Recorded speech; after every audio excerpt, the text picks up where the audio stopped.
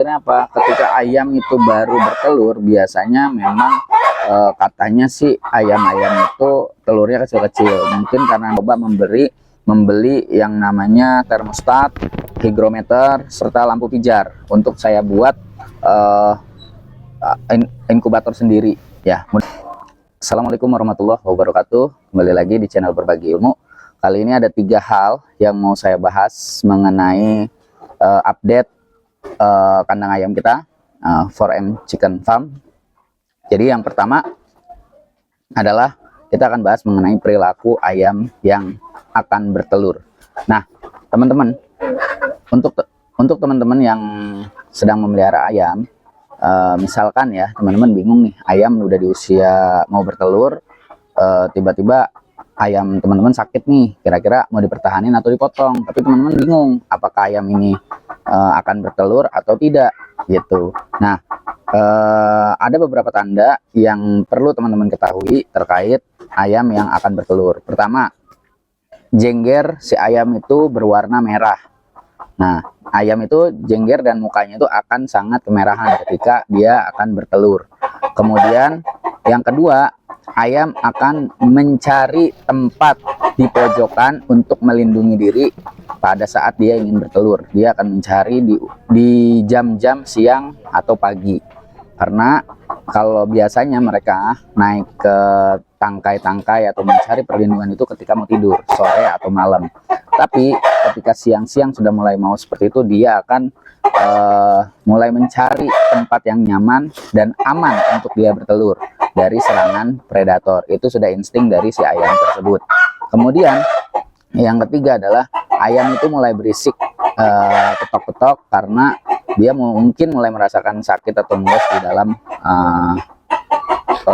perutnya ya, kalau kita sebut itu perutnya aja.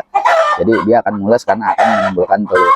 Nah, telur ayam sendiri yang sudah dikeluarkan oleh ayam itu ada 2 jenis. Pertama ada telur fertil dan yang kedua ada telur infertil. Telur fertil adalah telur yang tidak dibuahi oleh si jantan. Artinya apa? Ayam meskipun tidak ada pejantan, dia akan tetap selalu bertelur.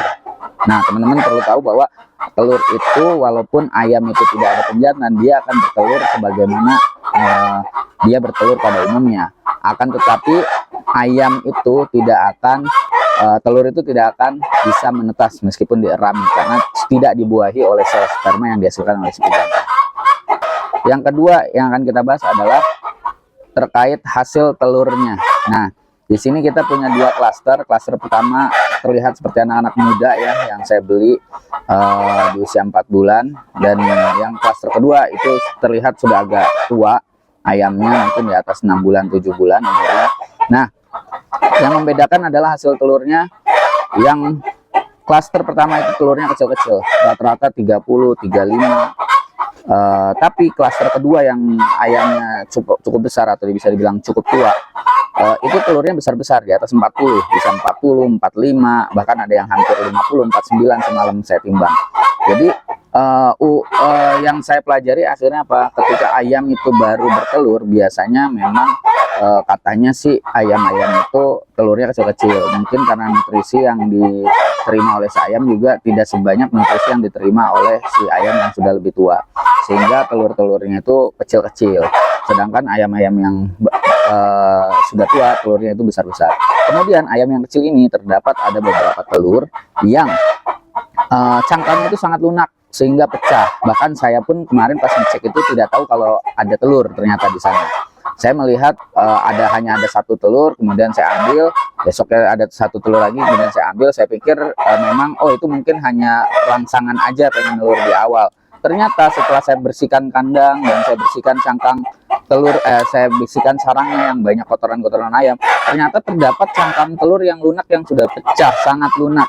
Sehingga ternyata memang ayam ini tetap bertelur setiap hari, akan tetapi cangkang yang dikeluarkan tidak sebagaimana mestinya, sehingga cangkangnya sangat lunak seperti yang ada di video ini. Dan itu terindikasi bahwa ayam tersebut kekurangan kalsium atau memang ayam tersebut masih sangat muda untuk bertelur. Nah, indikasi ini sedang saya cari juga akar masalahnya di mana agar kita bisa perbaiki nutrisi si ayam tersebut, atau memang ayam tersebut juga memang belum waktunya untuk bertelur.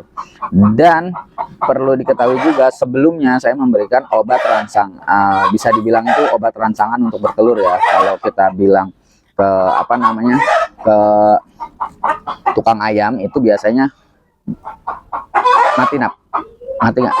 Nah, kalau kita bilang ke tukang ayam itu biasanya kita bilangnya untuk ayam petelur. Nah, mungkin juga itu juga berdampak ya, makanya obat itu saya kurangi untuk tidak saya berikan lagi ke klaster pertama, karena klaster pertama masih sangat muda-muda ayam-ayamnya, jadi biarkan dia bertelur sebagaimana mestinya.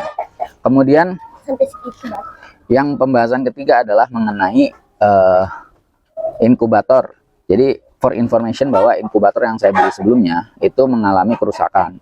Layar panel yang ada untuk indikator-indikator itu semua mati total. Jadi historinya adalah pada pagi hari itu saya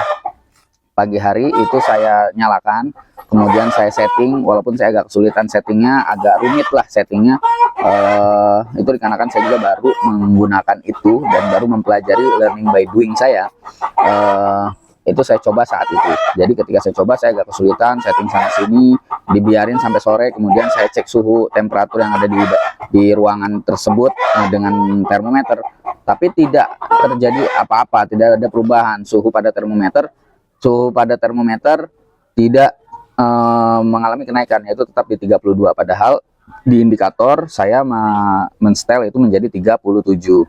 Nah, setelah malamnya saya coba kembali, saya pelajari lagi tutorialnya, akhirnya saya menemukan cara yang paling tepat dan paling benar sehingga suhu yang ingin dicapai itu terjadi, yaitu 37 sampai 38 derajat Celcius. Saya diemin, kemudian saya masukin telur-telurnya ke dalam sana, ada 11 telur. Akan tetapi pagi hari ketika saya cek layar monitor itu tidak bergerak sama sekali, layar masih nyala. Saya coba pencet tombolnya tidak berfungsi, kemudian saya matikan, saya cabut listriknya, kemudian saya nyalakan lagi, tapi indikator saklarnya nyala, lampunya ini nyala, tapi indikatornya itu mati total. Jadi saya cukup panik di sana, kemudian saya bingung apa yang harus saya lakukan dengan telur-telur yang sudah masuk ke dalam inkubator.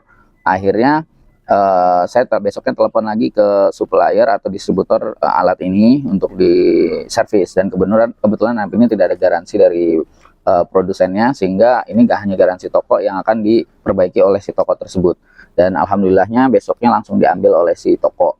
Cuma yang jadi masalah saya adalah saya belum punya alat lagi untuk membackup pengeraman telur saya ini. Jadi saya langsung berpikir cepat, saya coba membeli yang namanya termostat, hygrometer, serta lampu pijar untuk saya buat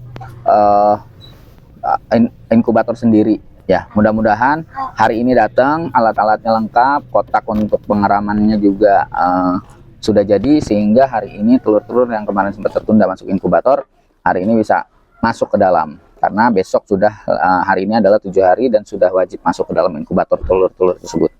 Mungkin sharing dari saya cukup untuk hari ini, mudah-mudahan bisa bermanfaat buat teman-teman. Bagi yang teman-teman punya pengalaman yang sama, silahkan share di kolom komentar, bagikan ke teman-teman yang lainnya, agar video ini bisa bermanfaat buat yang baru mau membangun dan berjuang seperti saya di video ini.